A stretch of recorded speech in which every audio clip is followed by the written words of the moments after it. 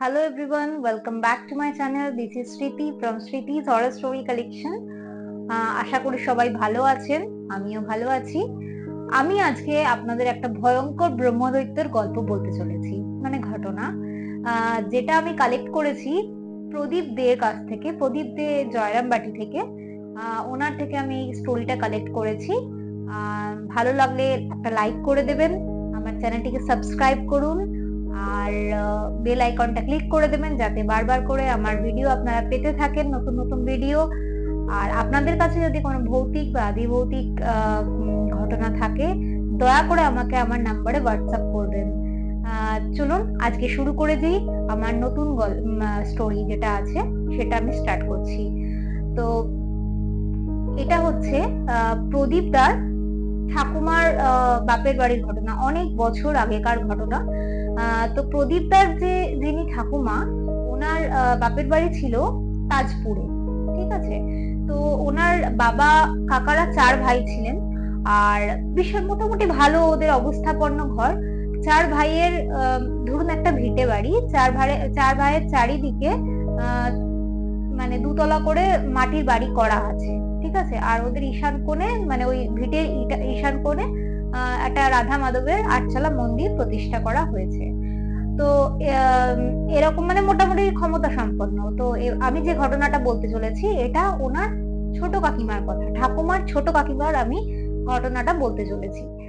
তো তখন ঠাকুমার ছোট কাকিমার জাস্ট বিয়ে হয়েছে, সবে সবে বিয়ে হয়েছে, তখন 15-16 বছর বয়স। আগেকার দিনে এই সময় বিয়ে হতো। তো বেশ মিষ্টি দেখতে ছিল কাকিমাকে। তো উনি যখন এলেন, মোটামুটি জায়েরা, ওনার যে জায়েরা, তাদের মোটামুটি ওরকম 18 বছর, 20 বছর, 24 বছর এরকমই বয়স, খুব একটা ডিস্টেন্সের নয়। তো কেউ কারোর একটা দুটো ছেলে মেয়ে আছে।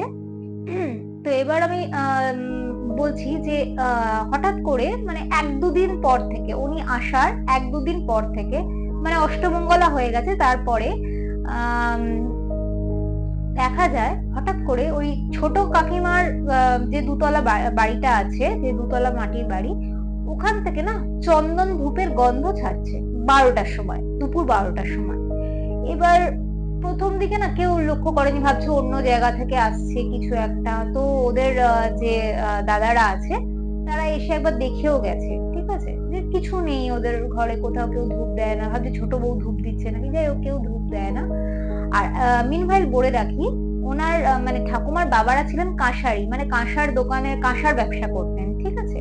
তো ওদের টাউনে 4 ভাইয়ের 4টে দোকান ছিল।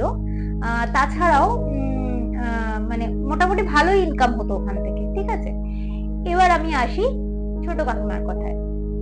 এবার এরকম 12টার সময় ধূপ, মানে ধূপের গন্ধ ছাড়ে, চন্দন ধূপের।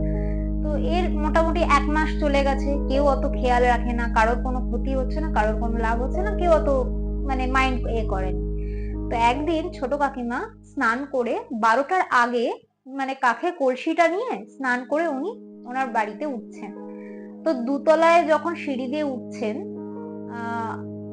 তখনই ঘটনাটা ঘটেছে। ওনাকে ম্যাজেনাইন ফ্লোর, যেটা মানে সিঁড়ি দিয়ে উঠে যে একটা বেসমেন্ট মতো থাকে, তারপরে আবার ওপরে উঠে যাচ্ছে, তো ওই জায়গাটায় উনি হঠাৎ করে করে আটকে উঠে কলসিটা রেখে উনি ফেন্ট হয়ে পড়ে যান। তো ওনার জায়েরা, যা ওনার ছোট কাকার যে ভাইয়েরা আছেন, মানে ঠাকুমার বাবা ফাবা যারা আছে, সবাই ছুটে আসে। তো এসে দেখে যে উনি অজ্ঞান হয়ে পড়ে গেছেন। তো ওনাকে প্রথমে তোলা হয়, শুশ্রূষা করা হয় এবং জিজ্ঞাসা করা হয় তুমি চিৎকার করলে কেন? না, আমার পাটা মুচকে গেছিল, ওই জন্য আমি চিৎকার করেছি, আমার অন্য কোনো প্রবলেম নেই, তোমরা অত চিন্তা করো না, আমি ঠিক আছি। তো ঠিক আছে। এর পরের দিন থেকে আরম্ভ হয় যে কাকিমা প্রতিদিনই 12টার আগে স্নান পান করে চলে আসে এবং ওই সময় ঘন্টা বাজিয়ে মানে পুজো করে। এবার আগেকার দিনে গ্রামের লোকেরা জানোই কতটা কৌতূহলী ছিল। তো ওনার জায়েরা আসে, এসে দেখে যে ছোট তুই কোথায় পুজো করছিস, আমাদের মন্দির তো একটাই, তুই কোথায় পুজো করছিস? যে না, আমি এমনি ধূপ দেখাচ্ছি, এমনি পুজো করছি, এমনি আমার মা বলেছে আমি তাই করছি। তো গেছে, সবাই গিয়ে দেখছে কিচ্ছু নেই। ওই সিঁড়ি দিয়ে উঠে, একটা সিঁড়ি এরকম, তারপরে একটা ছোট মতো থাকে, বেসমেন্ট মতো, তারপরে আবার উপরে উঠে যাচ্ছে, ঠিক আছে। তো ওই জায়গাটা ও ধূপ ধুনো দেখাচ্ছে আর ঘন্টা নাড়াচ্ছে। তো এটা ও জায়রা দেখে, যাই হোক একটু অদ্ভুত ভাবে, কিন্তু কিছু করার নেই। ও প্রতিদিনই 12টার সময় আর 8টার সময় ও এরকম ধূপ ধুনো দেখায় আর ঘন্টা বাজায়। ঠিক আছে, হয়। এইবার দেখছে ওই ছোট ভাইয়ের মানে দিন দুগুনি রাত চৌগুনি মানে পয়সা বাড়ছে, ঠিক আছে। ওনার যে টাউনে যে দোকানটা ছিল সেখানে এত মাল তুলেছে, মানে কাঁসার বাসনপত্র, 2জন লোককে রাখতে হয়েছে বিক্রি করার জন্য। বাকি ভাইগুলোর দোকানে অত বিক্রি হচ্ছে না, ওর দোকানে পুরো মাছির মতো কাস্টমার, ঠিক আছে। তো এরকম গেল। তার পরের বছর ছোট ভাইয়ের একটা ছেলে হয়েছে, ঠিক আছে, সুস্থ স্বাভাবিক ছেলে। ছেলে হওয়ার পর উনি কলকাতায় একটা দোকান দিলেন কাঁসার, ঠিক আছে। তো কলকাতায় দোকান দিলেন, কলকাতায় দোকান, ওখানেও বার বাড়ন্ত, ওখানেও কর্মচারী রাখতে হচ্ছে, মানে ওনার মানে পয়সা 2 হাতে উনি ইনকাম করছেন। বাকি ভাইরা দেখছে, ভাবছে কি করে হচ্ছে। হ্যাঁ, এবার এখানে কিন্তু একটা কথা বলে রাখি, কাকুটা কিন্তু বেশি কৌতূহল দেখায়নি, কাকিমার উপর বিশ্বাস করে ছেড়ে দিয়েছে, ঠিক আছে। কাকিমা বলেছে আমি করি, কিন্তু কি করে আমি তোমাকে বলতে পারবো না, কিন্তু তোমার সব ভালো হবে, তুমি চিন্তা করো না। তো যাই হোক, এই বিশ্বাসটা স্বামী স্ত্রীর মধ্যে রাখাটা খুব মানে দরকার, ঠিক আছে।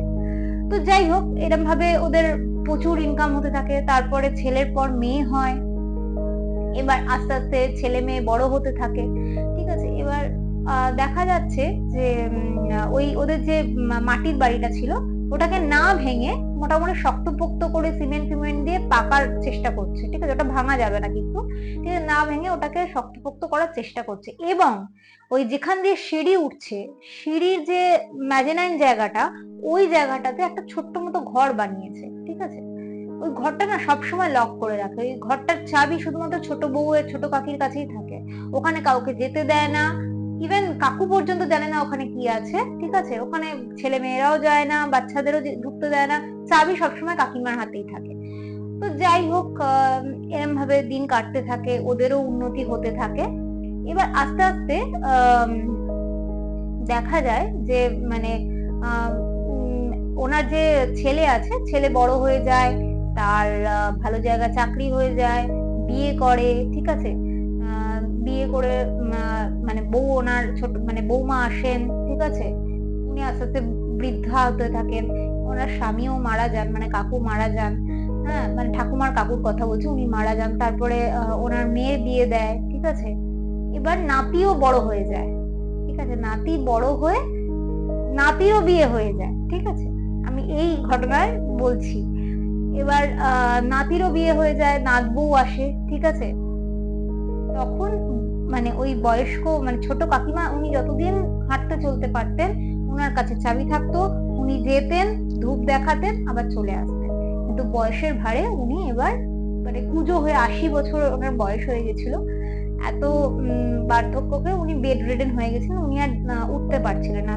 এক সময় মানে ওনার সজ্ঞান অবস্থায় নাতি নাতনিরা, নাতি আর ছেলে পেলে সব ঠিক করছে যে আমরা এখানকার বসত ভিটাটা আছে যেটা, এটা বিক্রি করে দিয়ে আমরা কলকাতায় চলে যাবো, বা এটাকে লক করে দিয়ে আমরা কলকাতায় চলে যাব, ঠিক আছে। অবশ্যই ওদের অনেক পয়সা কড়ি হয়ে গেছে, ওখানে দোকান বেড়ে গেছে, ঠিক আছে। ওরা একটা ফ্ল্যাট কিনে নেবে, এরকম একটা ঠিকঠাক কথা চলছে। তো এটা শুনে বৃদ্ধা একটু কষ্ট পায়, এবং উনি ওনার বৌমাকে এবং নাত বউকে ডাকেন, ঠিক আছে। উনি বলেন যে তোরা বারবার জিজ্ঞাসা করেছিস যে ওই ঘরটায় কেন আমি তালা দিয়ে রাখি, আর ওই ঘরটা শুধু আমি কেন ঢুকি, তাহলে আজকে শোন, তোদের আমি বলি যে ওই ঘরে কি আছে। এবার তো ওরা বসেছে, এবার বলছে ঠাকুমা যে আমি যে গ্রামে থাকতাম, উনি একটা প্রত্যন্ত গ্রাম থেকে এসেছিলেন বিয়ে হয়ে। তো ওই গ্রামে ওনার বাড়ির ঠিক কাছাকাছি একটা বেল গাছ ছিল, ঠিক আছে।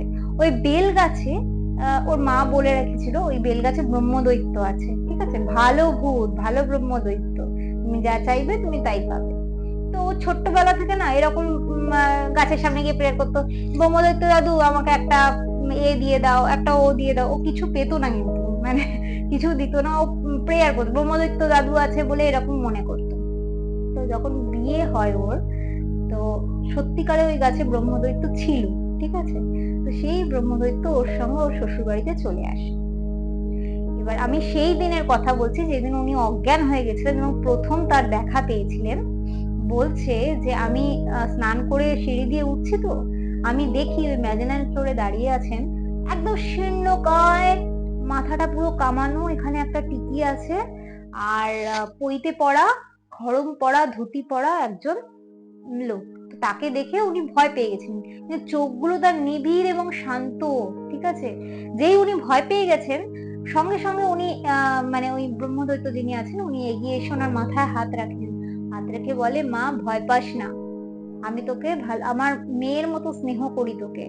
আর তুই যে আমাকে তোর সঙ্গেই তো আমি চলে এসেছি, তুই আমার মানে আমার একটাই কাজ করবি, তুই আমাকে প্রতিদিন একটুখানি ধূপ ধুনো দেখাস, 12টার সময় সকাল সন্ধ্যে একটু ধূপ ধুনো দেখাস, তাহলে দেখিস তোর স্বামীর যে ইনকাম আছে না সে অনেক বেড়ে যাবে, তোরা সুখে থাকবি।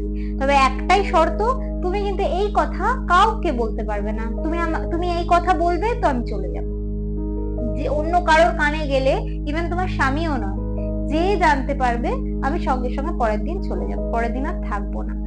তো এটা শুনে এটা তখনই মানে ঠাকুমা কিরকম তখন বুদ্ধিমতী, তো উনি এটা শোনেন এবং সত্যি কথাটা চেপে রেখেছিলেন। আর এতদিন বাদে যখন ওরা বাড়িটা ছেড়ে চলে যাচ্ছে, যাতে উনি মুক্তি পান বা উনি চলে যান, ওই জন্য উনি এই কথাটা শেয়ার করে গেলেন ওনার বৌমা আর নাত বউয়ের সঙ্গে। তারপর মোটামুটি 1 সপ্তাহ 10 দিনের মধ্যে না উনি ওনার অবস্থা পুরো খারাপ হয়ে যায়। ওনাকে ভিটে ত্যাগ করতে হয়নি, উনি ভিটেতেই মারা যান, ওনাকে আর কলকাতায় আসতে হয়নি। তো উনি ওখানেই মারা যান, ওখানে ওনার দাহ সৎকার করা হয়, তারপরে ওনার পরিবার কলকাতায় চলে যান। বলুন গল্পটা কেমন লাগলো? আমি শেয়ার করলাম গল্পটা, দয়া করে আমাকে কমেন্ট করবেন, লাইক করবেন, আর আমার চ্যানেলটা প্লিজ প্লিজ সাবস্ক্রাইব করে নেবেন। আর আমি আমার হোয়াটসঅ্যাপ নাম্বার বলে দিচ্ছি 7980093321, 7980093321। আপনাদের কোনো অভিজ্ঞতা থাকলে প্লিজ আমাকে হোয়াটসঅ্যাপ করবেন, ভয়েস মেসেজ পাঠাতে পারেন বা লিখে পাঠাতে পারেন। নমস্কার, শুভ সন্ধ্যা, গুড নাইট, সবাই ভালো থাকবেন।